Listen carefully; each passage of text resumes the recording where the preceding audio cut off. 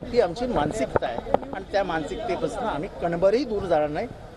सीटा किती दिल्या, सीटा किती येणार आहेत, सीटा किती देणार आहोत, ह्या सगळ्या जर-तरच्या प्रश्न आहे. पण एक मानसिकता आहे की कुठल्याही परिस्थितीत बीजेपी आणि ला हरवायचं आहे, संविधान वाचवायचं आहे. त्याच्यामुळे बाळासाहेब आंबेडकरांची भूमिका ही आमच्या बरोबरच आहे, आमच्या सारखीच असेल हा आमचा विश्वास आहे. त्यामुळे काहीही चर्चा नाही. जवळपास 27 जागांचा ठीक आहे ना, त्यांनी प्रस्ताव दिला. आचारसंहिता लागायला अवघे 10 ते 12 दिवस शिल्लक असताना कुठेतरी दबाव तंत्राचा वापर सातत्याने अजिबात नाही, अजिबात नाही. ते बिलकुल त्या मताचे आहेत की बीजेपी हरली पाहिजे आणि संविधान वाचलं पाहिजे. आमची तीच भूमिका आहे. त्यांच्या भूमिकेपासून ते लांब जाणार नाहीत, मला खात्री आहे. शेवटी ते आंबेडकरांचे वारसदार आहेत.